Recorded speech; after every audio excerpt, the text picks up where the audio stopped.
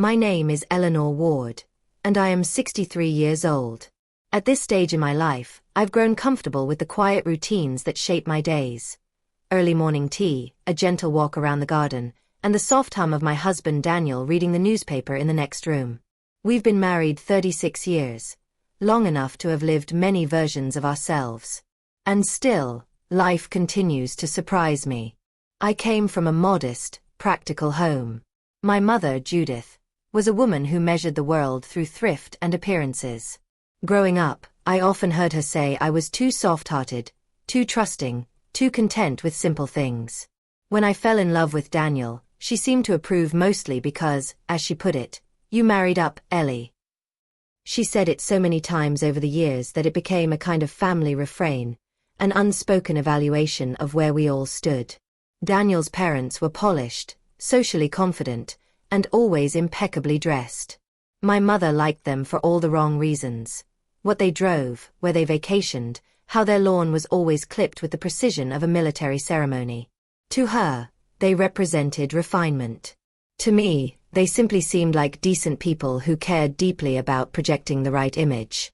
I didn't think much of it at the time. I was in love, and everything else felt secondary. But in recent years, I began to sense small fissures forming in the surface they kept so carefully maintained. At family dinners, Daniel's mother, Lorna, would make little comments that didn't fit their usual picture of affluence.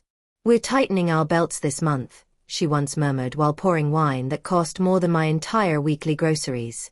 Or his father, Howard, would sigh over rising property taxes, something he had never acknowledged before. The remarks were subtle, but the tone was different. Less boastful, more strained. I noticed other things too. Their once immaculate home felt tired. The paint along the windowsills was blistering. The driveway had cracks spidering across the asphalt. Things they would have repaired instantly in previous years were suddenly lingering. When I pointed it out to Daniel, he simply shrugged. "They're getting older," he said. We all were, of course.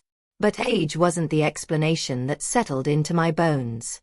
It felt like something else, something quietly unraveling beneath the surface. Still, I said nothing. I'd learned over the years that families can be delicate ecosystems, and not everything needs a spotlight. Then there was my mother, still quick to remind me of my supposed good fortune in marrying into Daniel's family. Even at 63, I'd hear, "You know, Ellie, not everyone finds stability the way you did." Stability. As if that word alone could hold a life together. I didn't realize then that I was standing at the edge of a truth I had never imagined. A truth that would shake the foundations of my marriage, my assumptions, and everything I'd been told about marrying up. The unraveling began on a Tuesday morning in early spring, when my in-laws asked to meet with us privately. And when they revealed what they wanted, my world tilted in a way I wasn't prepared for. Because they weren't just asking for advice. They were asking for $70,000. When we arrived at my in-laws' home, I could feel the tension before we even stepped inside. The air seemed heavier, the curtains drawn more tightly than usual. Lorna greeted us with a brittle smile that didn't reach her eyes. Howard, normally so talkative, barely offered more than a nod. Daniel squeezed my hand as we sat down in the living room. "What's going on?"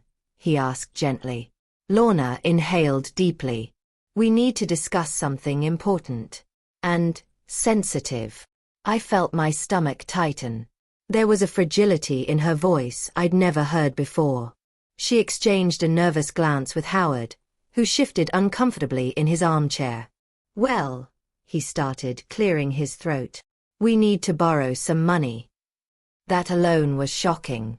These were people who prided themselves on never needing anything from anyone. Asking for money was unthinkable to them. "How much?" Daniel asked. The number didn't come from Howard. It came from Lorna, small and brittle as glass. $70,000. The room went silent. I felt my pulse in my throat. 70,000. Not 7. Not 17. $70,000. For what? I asked, my voice steadier than I felt.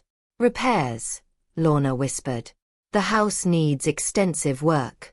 The foundation, the roof, water damage, everything is falling apart at once. We've had contractors look. It's urgent. We don't have the funds.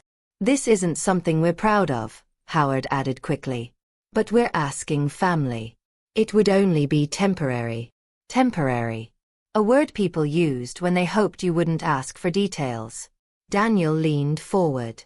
Why didn't you say anything earlier? Why let it get this bad?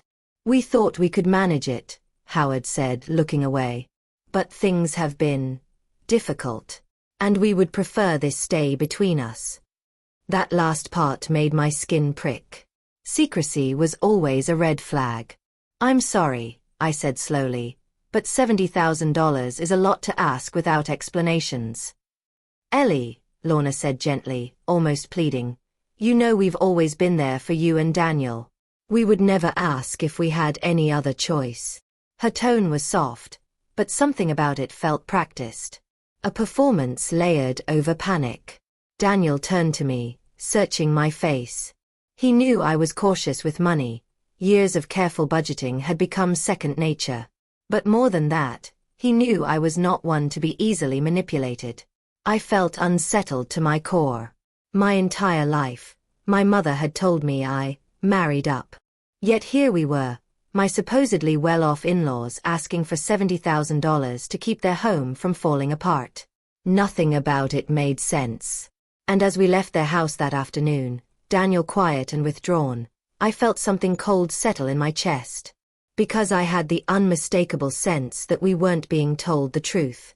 Not even close. On the drive home, Daniel was unusually quiet. I could tell he was wrestling with something. When we pulled into our driveway, he turned off the engine but didn't move. I knew things were tight for them, he finally said. But not this tight. I studied his face, the furrowed brow, the tired eyes, and realized this wasn't new to him. Not entirely. He had known something, just not the full weight of it. When did things start changing? I asked. He sighed. Years ago, I guess. They refinanced the house a few times. They said it was to make updates or take advantage of good rates. I didn't think it was anything unusual. But it was unusual. Howard had always bragged about paying off the mortgage early. Why would he refinance? Why would they suddenly need help? Back inside, I sat at the kitchen table and stared at my hands.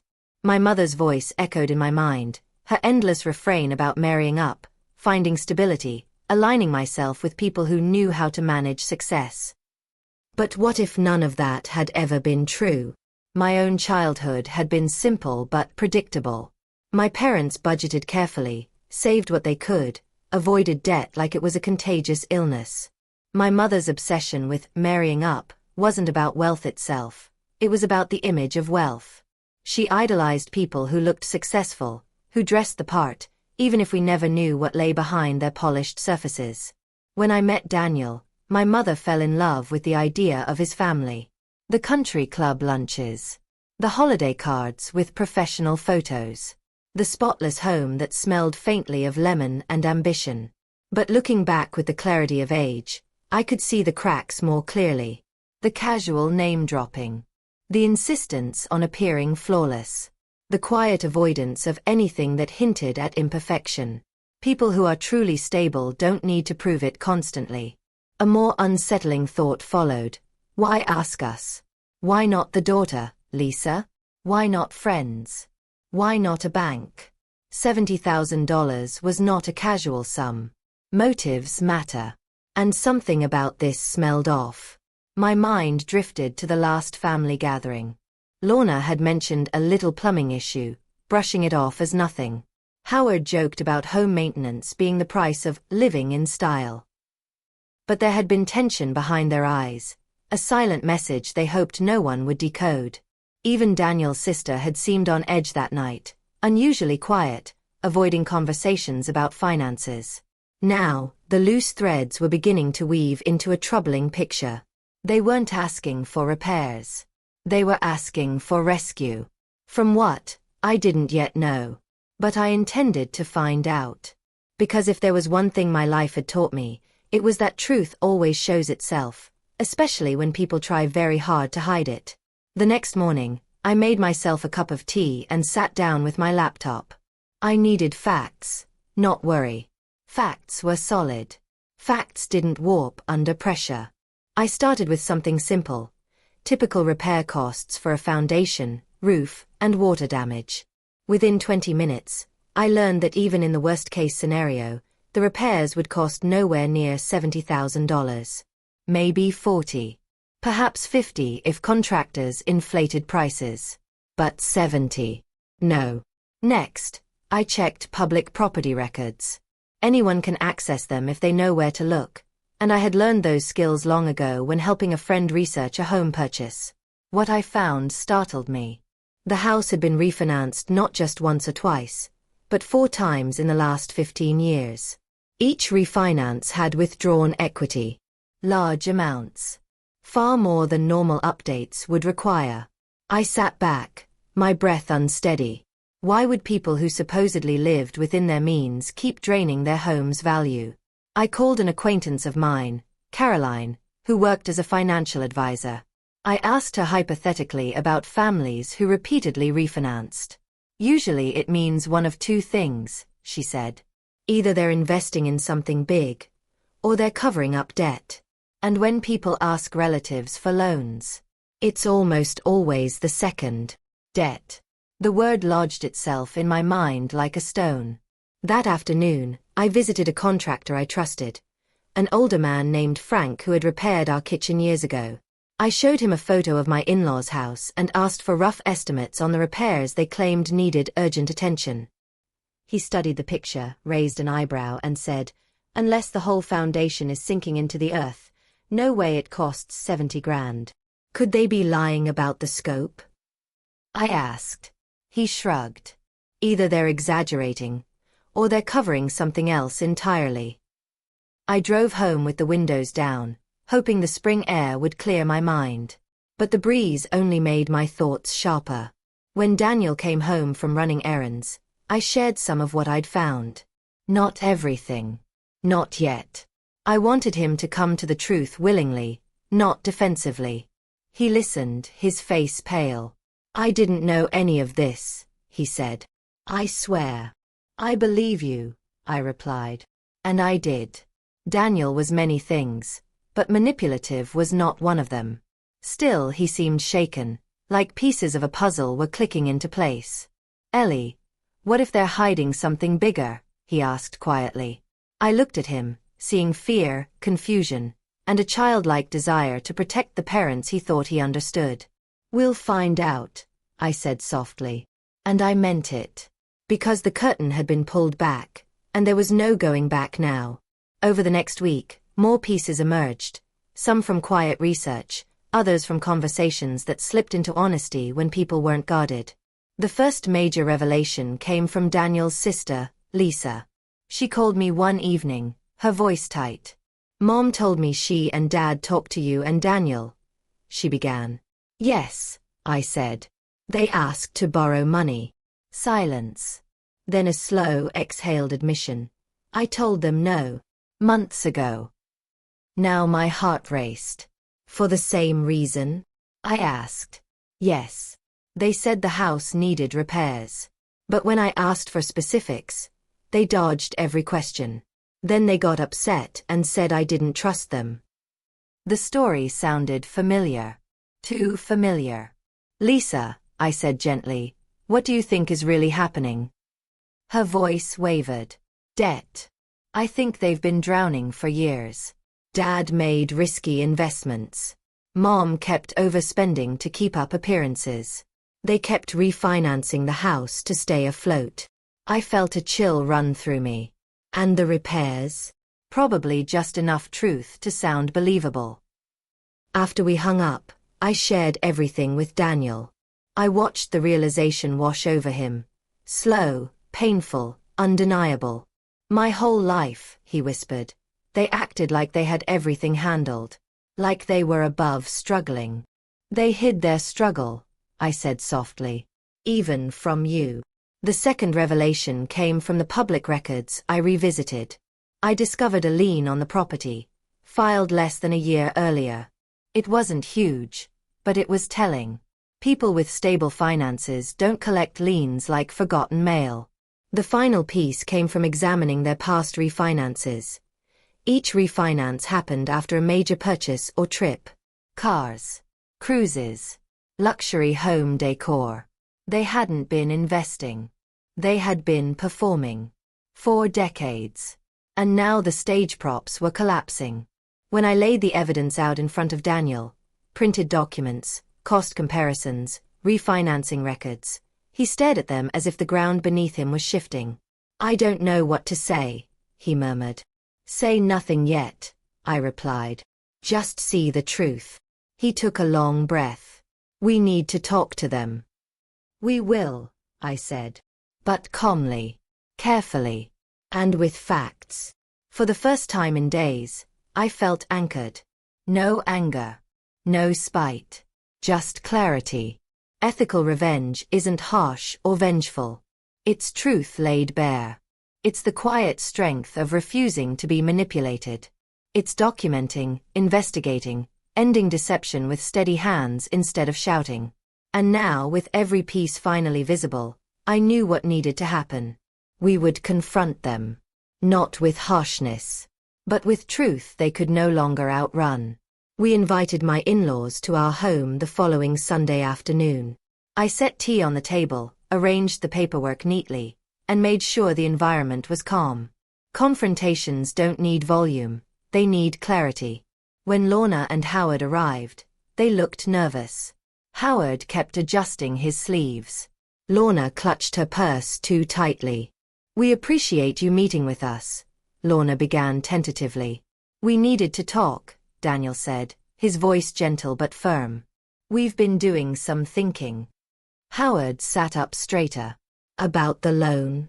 "Yes," Daniel replied. "But before we make any decisions, we need to understand what's really going on." I slid a folder across the table. Lorna stared at it as though it contained a venomous snake. What is this?" she asked. "Records," I said softly. "Property information. Contractor estimates. Refinancing history." Howard's face drained of color. "We needed context," Daniel added. "Your numbers didn't match reality." The silence that followed was thick, almost suffocating. "We told you the truth," Howard insisted weakly. "No," I replied, my tone steady. "You told us a version of the truth. The part about repairs may be real. But the $70,000? That wasn't for repairs." Lorna's lips trembled. She looked at her husband, then at Daniel, then finally at me. "We didn't know how else to ask," she whispered. "Ask for what?" Daniel pressed. "For help," she cried, the façade finally cracking. "We made mistakes, financial mistakes. We kept refinancing. We thought things would turn around. We didn't want anyone to know. We wanted to keep up the life we built, even if it meant lying." I asked gently. She broke then, not loudly, not dramatically, just softly, like a structure folding under its own weight. Howard sighed, his shoulders drooping. "We didn't want you kids to think we'd failed. We wanted to stay the strong ones. The successful ones." Daniel rubbed his forehead. "We never needed you to be successful. We needed you to be honest." I could see old habits fighting inside them, decades of pride and image. But truth is relentless once spoken aloud. "We can't give you $70,000, I said calmly. "And even more importantly, we won't." Howard opened his mouth to protest, but I continued. "Not because we don't care, but because enabling this would hurt all of us. You need help, real help. With a financial professional. With honesty. With a plan that doesn't involve draining family resources." Daniel nodded. "We'll support you emotionally. We'll help you find the right people. But we won't fund a secret you're trying to hide." Lorna's tears were silent. Howard's eyes glistened with shame. And in that quiet, heavy moment, the truth finally stood in the room with us. Not sharp. Not cruel. Simply present. The era of pretending was over. But consequences were only just beginning. The days that followed were tense but strangely liberating. Daniel spent long hours on the phone with financial counselors, helping his parents schedule appointments, gather documents, and face the reality they'd spent years avoiding. His sister, relieved to finally be included, joined us in encouraging them. Despite their initial resistance, they gradually accepted the necessity of professional intervention. But consequences rippled outward, as they always do. First came the emotional fallout. Lorna avoided social events, too embarrassed to face friends who believed she lived a charmed life. Howard wrestled with guilt, occasionally muttering that he had failed as the head of the household. They resisted vulnerability, clinging to old habits of quiet performance. But Daniel was patient and firm. "You didn't fail by struggling," he told them one evening. "You failed by hiding it." The next consequence came from my mother, who heard through the grapevine that Daniel's parents were experiencing complications, as she put it, with her usual blend of politeness and nosiness. She called me, her tone almost wounded. "Ellie, you told me they were doing well." "I told you what I believed at the time," I replied. "Well," she sighed, "I suppose that's what happens when people try to live above their means. Not everyone is built for stability." For the first time in my life, her comment didn't sting me. It simply revealed itself for what it was, a shallow judgment rooted in insecurity. "Mom," I said quietly, "stability isn't about money. It's about honesty. And they haven't been honest with anyone for a long time." She said nothing for several seconds. And in her silence, I felt something shift, subtle but profound. A lifetime of assumptions dissolving. Meanwhile, Daniel's parents faced the practical consequences of their choices. Their financial advisor uncovered years of mismanaged funds, impulsive spending, and unnecessary loans. Together, they devised a structured plan to regain control. A strict budget, debt consolidation, lifestyle changes. It wasn't easy for them. They had lived their entire lives performing a version of themselves. And dismantling that performance felt like erasing their identity. But slowly, inch by inch, they began accepting reality. The final consequence emerged within my marriage. Ironically, the most transformative one. Daniel and I grew closer. The ordeal forced us into deep conversations about money, vulnerability, and inherited habits of silence. "We can't ever be like that," Daniel told me late one night as we lay in bed. "If we're struggling, we talk. If we're scared, we talk. No masks." "I agree," I said softly. "Pretending solves nothing. Truth saves everything." And the more we talked, the lighter our home felt. As though clearing the fog around his parents' lives cleared something inside him as well. But one last step remained. A step I needed to take alone. A week after the confrontation, I sat in my garden, my sanctuary, letting the sunlight warm my hands. Birds chirped overhead. A soft breeze carried the scent of lavender through the air. I felt peaceful. Not because the situation had been resolved perfectly. Far from it. But because the truth was finally allowed to exist without resistance. For decades, I had listened to my mother say I married up. That Daniel's family represented some elevated version of life that I should be grateful to be aligned with. I had internalized that message more than I realized. But now, at 63 years old, I saw everything with clarity. I hadn't married up. I hadn't married down. I had simply married a human being, with human parents, human flaws, human vulnerabilities. Appearances are just armor. And armor cracks. What mattered, what always mattered, was honesty, humility, and accountability. I walked inside and sat at my writing desk. I wanted to record what I'd learned while the emotions were still fresh. Stories have a way of shaping memory, and I wanted mine to be grounded in truth. As I wrote, A soft knock sounded on my door. Daniel stepped in, a gentle smile on his face. They had their first meeting with the financial counselor today, he said. How did it go? Hard. But good. He sat beside me. Mom said, "Thank you." She said you opened a door she didn't know how to open herself. I felt a quiet warmth at his words. Helping someone confront truth is never simple. It requires compassion and firmness in equal measure. I'm glad, I said. It's the only way forward. Daniel took my hand. Do you regret getting involved? No, I answered instantly. Because this wasn't about money. It was about honesty. And boundaries. And healing. He kissed my forehead, then left me to my writing. As I finished the last lines, I realized something important. Ethical revenge isn't loud. It doesn't destroy. It illuminates. It exposes lies by holding them gently up to the light. It invites accountability without cruelty. And in doing so, it frees everyone involved. Later that evening, as the sun dipped behind the trees, I stepped out onto the porch and took a deep breath of cool evening air. Life felt quieter than before, but also truer. And truth, I've learned, is the most meaningful stability anyone can have. Before turning in for the night, I looked out at the dimming sky and thought about others who might be facing similar illusions. People believing they married up or down, people misled by appearances, people weighed down by secrets that grow heavier with time. To anyone listening, I hope my story reminds you that honesty is the only foundation that lasts. Wealth can disappear. Pride can crumble. But truth remains steady. And if you've ever faced someone who pretended to be financially superior, only for reality to reveal something far different, I'd like to hear your story too.